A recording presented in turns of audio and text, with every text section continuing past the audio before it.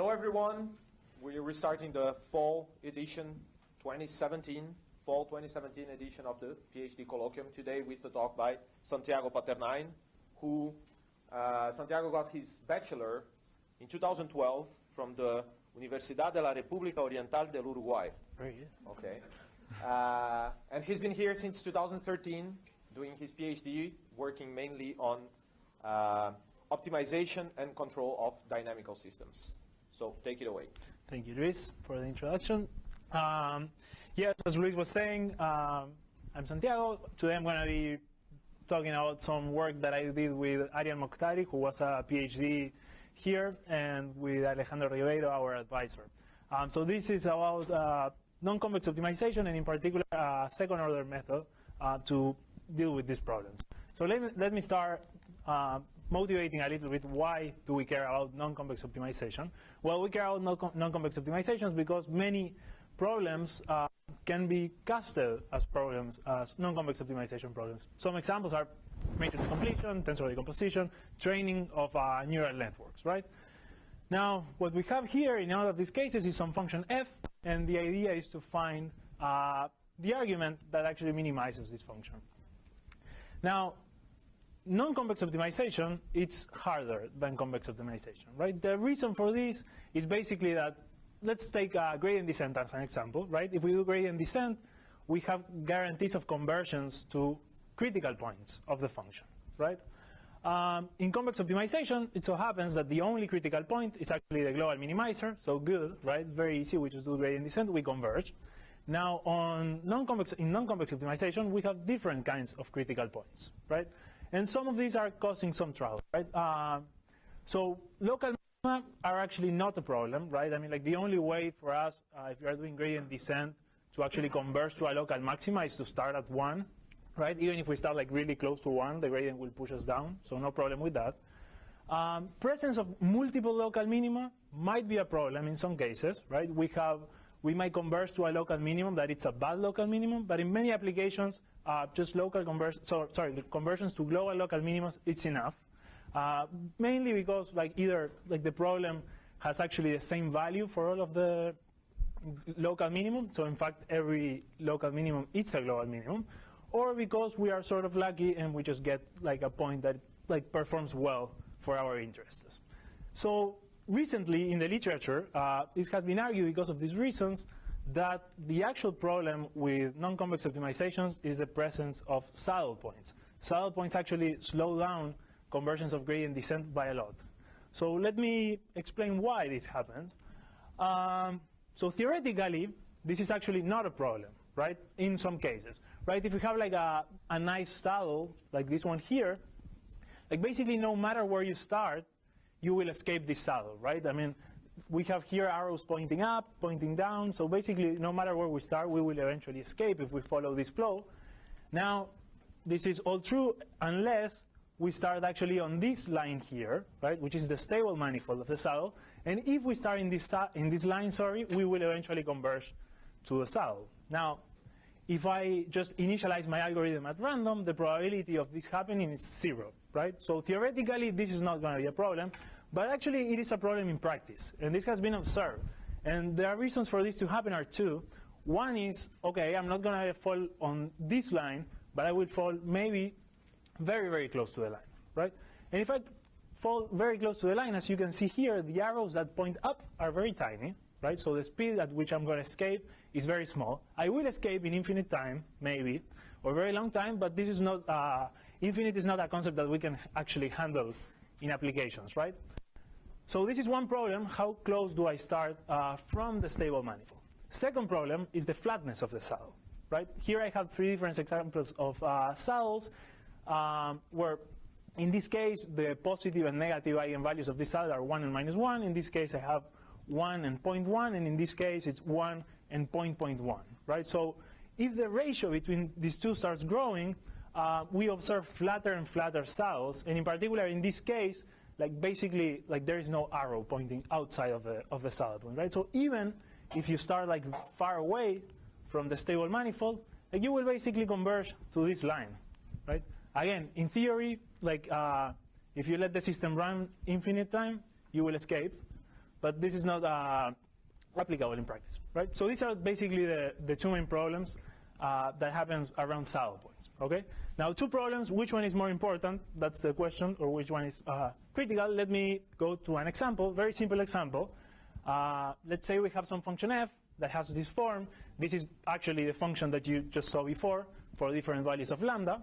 So if we do gradient descent in this case, we just get that each iteration is the previous one multiplied by 1 plus lambda.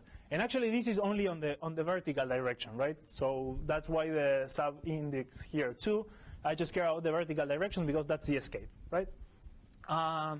So if I write this recursively, I get this expression here that relates the kth iterate with the initial one. And here we see these two problems in an equation, right? If I'm at the stable manifold at the beginning, meaning this term here is 0, then this will be 0 for every k, right? So no escape. If I have lambda 0, meaning like a really, really flat saddle, then this term here is always 1, and I'm not increasing in this direction, in the vertical direction, so also I don't escape the saddle point.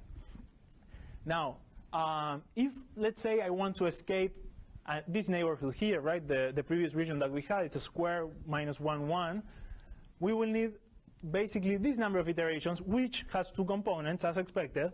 It is logarithmic in the inverse of the distance to the stable manifold, but more importantly, it's linear with respect to the condition number, right? So even if we start very, very close to the stable manifold, this is just going to cost us like a logarithmic number of iterations, of extra iterations to escape. And for instance, let's say if we have a well-conditioned problem, so condition number equals 1, even if we start here, which is, I don't know if you can see this, but this corresponds to being at a distance of 10 to the minus 20 close to the stable manifold, you will escape in less than 100 iterations. Okay, so 67 iterations to be precise. On the other hand, let's say you start far away from the saddle. Let's say you start at 0.1 away from the saddle, which is this blue curve. If your problem is very bad condition, or let's say a little bit bad condition, like 10 to the 5, then it will take you like more than 10 to the 5 iterations to escape, right? So in this example, so this is applied obviously to this example that I'm showing here, but still I'm trying to make the point that from these two problems, the dependence with the how close we start to the stable manifold, it's logarithmic, and the issue of conditioning, it's linear, right? So this issue with with the distance to the stable manifold has been very widely studied. Basically, the solutions consist in just when you feel you are getting stuck at the saddle point, you just add some random noise to get a better initialization, and then you escape. What we are going to try to do today is to provide a way of solving the other problem, which it's more important, at least this example suggests that it's more important. And to do this, what we are going to propose is a variation of Newton's method. So in this example, again, what we are going to do is just get rid of lambda, right? The thing that is bothering us is lambda. So what we are going to do is pre-multiply the gradient by lambda to the minus 1. Actually, we are pre-multiply the gradient in the vertical direction by lambda to the minus 1, and then on the other direction, we are just going to leave it as is. So this eigenvalue correction that we are doing, it's basically a curvature correction, right? We are trying to go from flat saddles that we have on the picture at the beginning on the left-hand side to symmetric saddles, right? Saddles that have the same speed in both directions, right? And this curvature correction that we are trying to do, it's inspired in Newton's method, right? Newton's method in convex optimization, for instance, what does, it's just it takes a function whose level sets are arbitrary convex sets, right? And what it does by pre-multiplying by the Hessian inverse, it's basically doing a change of coordinates that renders all these level sets into spheres, or sort of spheres, right? This is true if it's actually that if the function is quadratic but not spherical, right? So this is what we are trying to do, and that's why we are going to call this thing a Newton method for non-convex optimization. So if we were to do this, what we get is that the escape rate in the vertical direction is going to be 2. And this number 2 is completely independent of the condition number, right? And that's the important thing. And as you can see here, even if we start, so these vertical lines are the gradient lines that we saw before. These horizontal lines are like these, are the number of iterations that you need to escape the saddle. And as you can see, they are completely independent of the condition number, right? And this is obviously because we are getting rid of this lambda, right? So basically, for this case where we have like 10 to the minus 20 close to the stable manifold, if the condition number was 10 to the 5, it will take like more than 10 to the 6 iterations. Now we are reducing that number to 67. So it seems like a pretty big reduction. So yes, so what we are going to do, I said it's some sort of Newton correction. The question is, are you going to do just Newton? No, because Newton has two problems in non-convex optimization. I'll go into this in more detail in a few minutes, but basically, Newton dynamics like actually render every critical point into a stable point, so you will get conversions even to local maxima if you start close to them. And the second problem is that the Hessian may not be invertible, right? I mean, like I have a convex function, let's say nearby the local maxima, all eigenvalues are negative, nearby the local minimum, all eigenvalues are positive, so at some point they will have to go through 0 and I will lose invertibility, right? So these two issues need to be solved, and what we are going to do, like give more intuition on this, but the invertibility is easy, right? We are just going to truncate small eigenvalues, and this part of like avoiding conversions to other critical points that are not minima will be fixed by actually by doing a correction that doesn't involve the eigenvalues, but involves the absolute value of the eigenvalues. This will be like more clear in the next slide, but just wanted to give you a flavor of it. So what we will see is that this 2 to the k escape from saddle points will be preserved by this algorithm for generic non-convex functions, obviously under some assumptions. And combining this escape from saddle points with like normal results from convex optimization and like gradient descent results, we will show that the total complexity to converge to an epsilon neighborhood of a local minimum, it's logarithmic in 1 over epsilon. Good. Any questions up to this point? Okay, I'll keep going then. So let's think a little bit about Newton's method. So Newton's method, it's doing, as I said, a curvature correction. So the next iterate is just the current iterate, minus Hessian inverse times the gradient, right? So if I write f of x plus, this is like a Taylor approximation, right? I'm like forgetting out the remainder, but still, if I expand f of x plus around x, what I get is f of x minus gradient transpose Hessian inverse gradient, right? Now, in convex optimization, what happens with this is that this Hessian, it's always positive definite, right? And therefore, this term here, it's always negative, right? And this tells me that I'm decreasing, right? So Newton for convex optimization, it's indeed a descent direction. When I have when I'm thinking about non-convex optimization, this is no longer positive definite, right? So at some point, like this might be positive or negative. And in fact, if you think about it, like near local maxima, this is going to be always negative definite, right? And therefore, I'm going to be increasing the value of the function, right? So that's why you get conversions to a local maxima if you start close to it with Newton, right? And as you can see, the difference is that in convex optimization, this is actually positive definite, right? So I need the matrix that I'm going to be using for curvature correction to be positive definite, right? And to do that, what I'm going to do is just get rid of negative eigenvalues, right? I'll just take absolute value of these negative eigenvalues, right? So let's say I have a Hessian. I can decompose it into a matrix of eigenvalues, a matrix of eigenvectors, and then basically what I'm going to do is to dismantle this function, this Hessian in this q lambda q, and then I'm just going to take the absolute value in the eigenvalues, right, and invert this thing. As I said before, this might not be invertible everywhere, right, because at some points the eigenvalues will be 0. So what I'm going to do is basically truncate small eigenvalues. I'm going to choose some parameter m, and I'm going to say, okay, if my eigenvalues are larger in absolute value than m, then I'll just keep that eigenvalue. If it's smaller, I'll just set it to m, right? And with this, we define this thing called PT inverse because of positive definite truncated inverse, right? Which is basically just doing that. It's taking the Hessian, it's breaking it apart in eigenvectors and eigenvalues. It's just doing this operation with eigenvalues, meaning take the absolute value, truncate small eigenvalues, and then like rearrange the terms to get this matrix. And as you can see, this looks a lot like Newton's method. It's just a different matrix. Okay, so this is the idea of the algorithm. Yes, and then we have a step size, of course, that is going to be selected by line search, like backtracking or whatever. Good. So let's now go into the details of the results. So let's see how this algorithm behaves in the neighborhood of the critical points, right? So to do that, I'm going to split the analysis in two parts. I'm going to have two subspaces, B plus and B minus.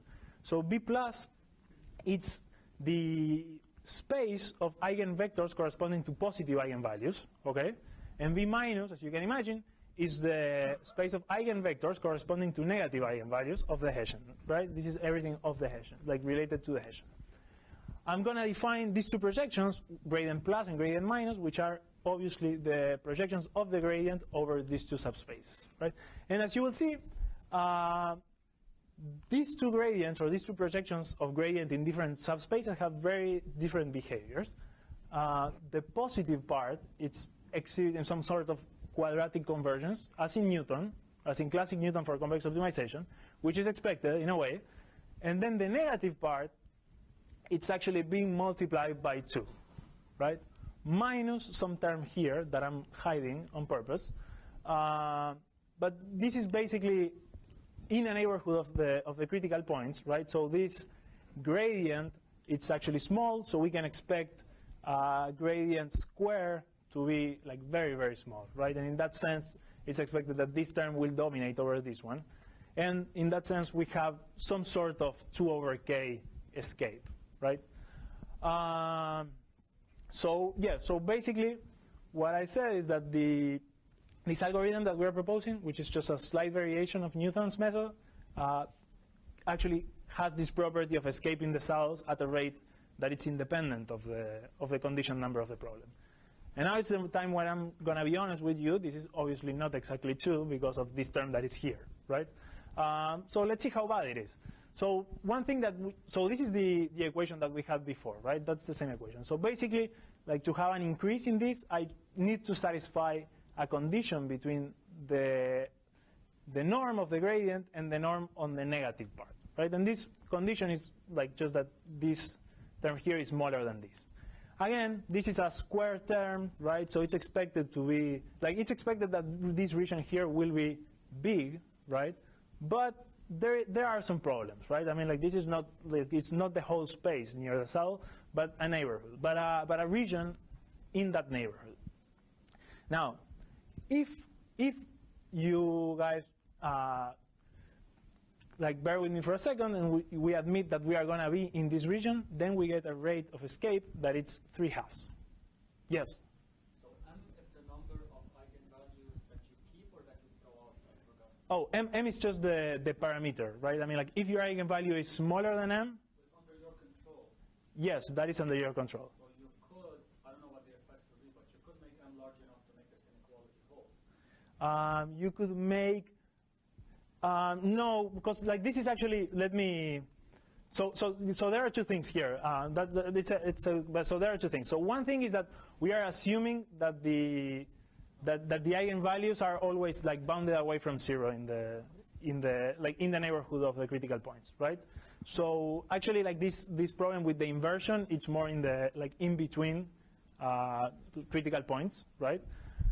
So that's one thing. And then the other thing is that this relationship actually, it's basically, I mean, like the weight of positive and negative part actually comes back to this, right? I mean, if you start like on this side, right, your negative portion is going to be 0.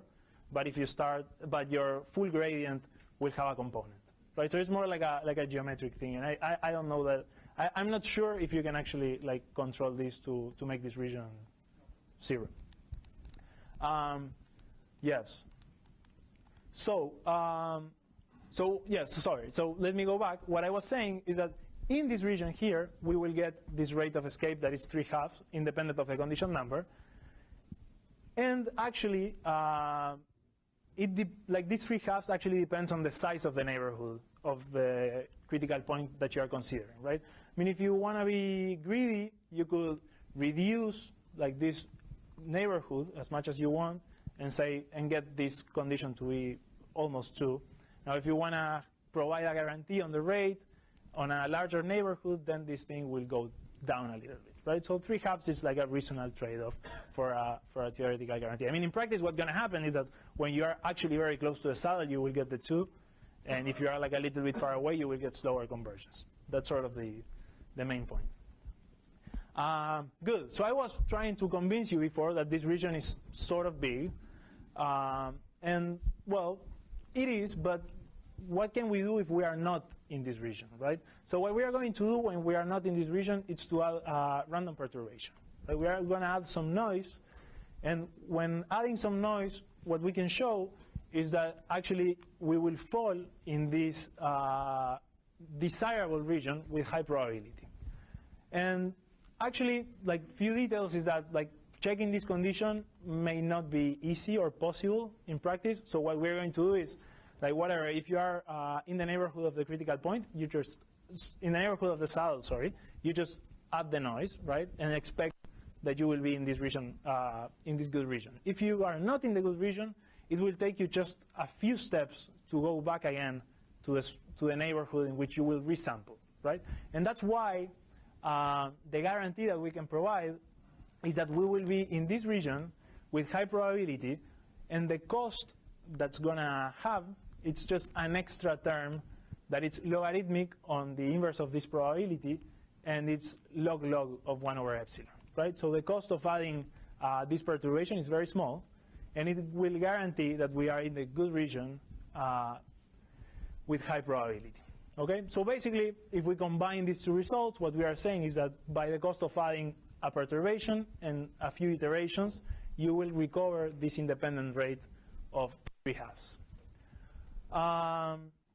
The other thing that is good is that actually this is a consequence of the noise, and it's expectable. It's expected since as I told you before, like when you are very close to a stable manifold, what you do is just add noise to do gradient descent. Well, like this, the fact that we are adding the noise here, it's also helping us to get like a good initializations, right? And we will be always at a distance larger than epsilon, right? Good. So okay, this is the behavior nearby. Outside of the saddle points, right? In summary, it's what I just said. The cost of escaping the saddle points is logarithmic in 1 over p and logarithmic in 1 over epsilon. And this result is just combine the two things. It's very cheap. It's just logarithmic in every parameters. And like the important thing actually is that we will get this rate independent of 3/2. And why do I say that it's important? Because like when you do gradient descent, you add noise. Your rate, it's actually also, sorry, not your rate. Your escape is also logarithmic in the accuracy. But like in this case, it's not only that, but the base of the exponent, it's 3/2. Okay, in gradient descent, this could be arbitrarily bad. Good. So what is left to talk about is how this algorithm behaves nearby local minima and like when we are not in the neighborhood of any critical point, right? So in the neighborhood of the local minima, we will have the following. I don't know if you remember, but we have this result for the quadratic part, sorry, for the positive part of the gradient, right? Now, if I'm near a local minima, all the eigenvalues are positive, right? All the eigenvalues of the Hessian are going to be positive, and therefore, the projection over the positive space will be the projection over Rn. And then what we get is that the positive part is basically the full gradient, right? So near the local minima, obviously we get Newton's method again, and we get Newton's rate. Another way of thinking this is, okay, when you are near the local minima, like this absolute value thing you are doing, it's completely useless because all other eigenvalues are already positive, right? So you're not doing much there. So it's expected that the algorithm will behave exactly as Newton does. So near local minima, we get this log 1 over epsilon convergence. And then in between critical points, it's basically the same as the damp phase for Newton in non-convex optimization. Also gradient descent, like all of these are roughly the same. Constants differ a little bit, but the rate to converge to some delta neighborhood of a critical point, it's 1 over delta squared, right? And typically the accuracy with which one wants to solve these problems is less than delta, right? This is not always the case, but it's typically the case. And then like this portion here, the time that it takes or the iterations that it takes to travel in between critical points, it's going to be independent of epsilon. So when we combine all of these results, what we get at the end is that the convergence basically is dominated by the rate of escape of the saddle, which we show to be logarithmic in 1 over p and logarithmic in 1 over epsilon. Good. So this is what the algorithm looks like. So basically what we are saying is, while we are not at the local minimum, do the non-convex Newton step. If you get very close to a saddle point, add some noise, run a few steps, and keep going. So that's pretty much what I described. So some simulations. So we are thinking out here on the problem of matrix factorization. So we have some matrix M. We want to find a rank 1 approximation, for instance, of this function M. So we want to find functions U and V that minimizes this Frobenius norm. This is a non-convex problem, and as you can see, gradient descent starts and just gets stuck at a value that is definitely not the optimum, right? This is like 1, and also the norm of the gradient stops around 1 as well. Now our method, non-convex Newton, actually gets to a neighborhood, at least in suboptimality, to 10 to the minus 20. And as you can see here, this little curve that's going up, right? This is actually the moment where the escape of the saddle point is happening, right? Near the saddle, the gradient is going to be small, right? So to escape the saddle, we need to increase that gradient, and then it will go again as we approach a local minimum, right? So this little curve here is telling us that this is escaping the saddle point. This and obviously the difference in values. So this is for a 10 by 10 example, small matrix.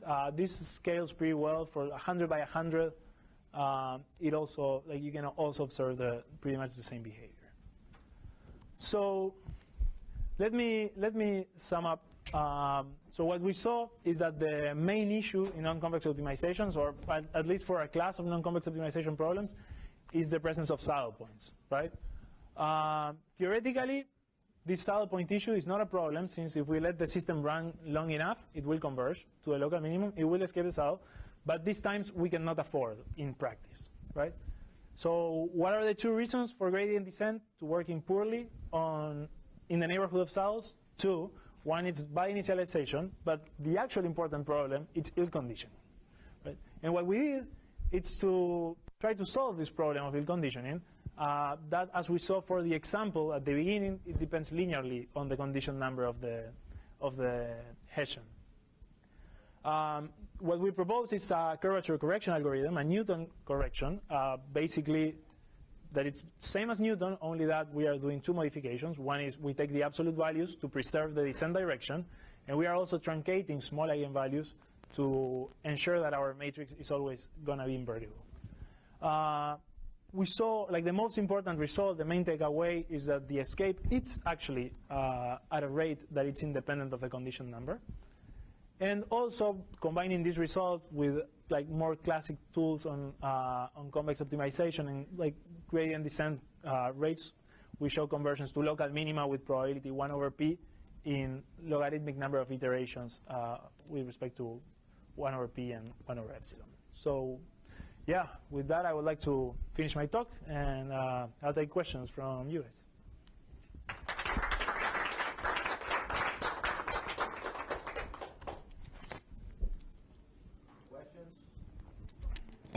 Yes, Nick. So what are the class of problems that this algorithm applies to? I mean, so yes. Specifically, I was just wondering, your talk you kept saying that the Hessian had to be positive definite for convex problems, but that's strongly convex problems. So what's the analog for? Yes. That's a very, very good question, actually. So so the assumption that we are the assumption that we have is that the eigenvalues, right, are not non-zero. Right, that's the thing. And here, for instance, what I'm saying, this is stated here in this theorem, what we are saying is the minimum eigenvalue or the minimum absolute value of the eigenvalues at the critical points need to be bounded away from 0, right? So if you have like an actual flat saddle, right, then like this algorithm won't let you go along that direction, right?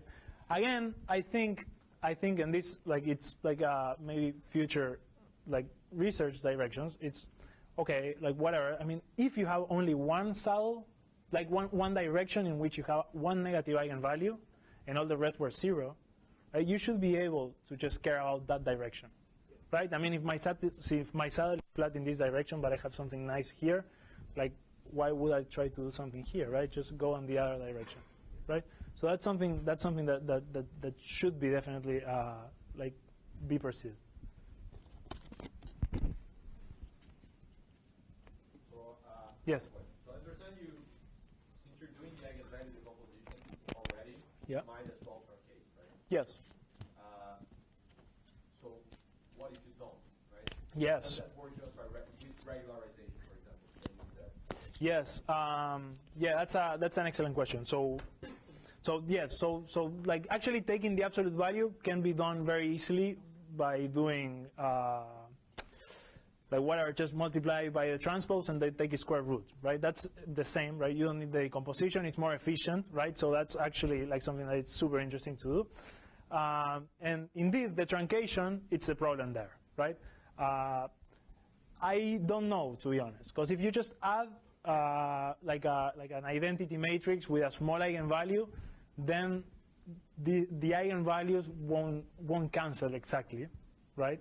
Because this thing relies basically on canceling exactly the eigenvalues, right? So if those eigenvalues don't cancel exactly, I don't know what guarantees can you provide. I mean, I imagine that in practice should work well, because whatever, right? I mean, they should be close enough for them to be like almost 1, right? That's the whole point. Like the quotient to be almost 1. But I don't know in theory what guarantees can you actually provide. Yes. So this condition about this eigenvalue bounded away from Yes. it comes also for log minimum. I mean, it's also for every. I mean, so for the yeah. So the important thing is the saddle, right? I mean, if the local minima it's not actually flat, it doesn't have this property, then what will happen basically is that you won't have exactly the Newton convergence property, right? You will have to do some sort of so let's say you have a 0 eigenvalue, right? Basically what you will be doing is some sort of gradient descent, right? Your algorithm will behave as bad as gradient descent, right? So instead of getting this convergence of where is it? This log convergence to a local minimum, you will get like 1 over epsilon squared, which is the rate of gradient descent. I mean, it will converge, it will be slower. Yes, you had a question. Yes. Yes, I was wondering about your final demonstration. Were you showing the gradient descent in your proposed? This one here? The final, where you're factoring this. Or simulation. Yes. Oh, in the simulation, sorry. So is gradient descent like really what you would use to tackle this problem? Like, are there other methods? There are other methods, definitely. I mean, like you wouldn't use. I mean, gradient descent has the advantage of being very simple, right? I mean, it's the easiest one, so that's the one that is like more used for these kind of things. Even for training neural networks, like people do gradient descent because it's easy, right? Now, no, there are other methods. There are other methods that actually use second order information. So some of them are based on cubic regularizations, which also involve like each iteration involves solving a nonlinear program already. Sorry, a non-convex program already. So that's gonna be tough to do in some cases. But even though they have like good or better, or I want to say they have roughly the same rate as gradient descent, but they ensure conversions to local minima. It's not clear what is the actual rate of escape nearby the saddle points, right? I mean, like the global rate in terms of like the order related to the accuracy is roughly the same as gradient descent, but it's not clear or it's not explicit what is the speed at which they escape the saddle points. So that's the. So actually, like something that we should do is to compare these to those methods to like see like whether they perform better or not. But we haven't done it. Nick, yes. On that line, did you look at sequential convex relaxation? For these kind of problems, no. Now remember that. Yeah, anyway, it's not important. Oh, it is. It is. I mean, I don't know. Can you treat this by only adding noise instead of Yeah, I mean, this is so you can, right? I mean, like there are papers that actually do that, right? I mean, they propose to add noise in the neighborhood of the saddle points, and then just run gradient descent, right? So this will solve one of the problems, right? The problem of the initialization, right? But the rate at which you will escape can be arbitrarily bad, depending on the condition number. So for instance, like typically what you do in these cases is, okay, once you reach the epsilon neighborhood, then you add the noise, right? Now in this problem, for instance, like we actually like didn't add noise at all because the like gradient descent actually gets stuck like at 1, right? And typically when you're solving these problems, your epsilon accuracy is like much smaller, right? So even in this case, I mean, these algorithms that say, okay, when you reach the epsilon neighborhood, at noise, like in practice, like they don't even reach that neighborhood. So yes, you could. I mean, you could. And in terms of rates, you will get. I mean, in terms of orders of the complexity of solving the problem, you will get like 1 over epsilon square or something like that, which is basically the same as gradient descent. So the noise is not actually like doing much.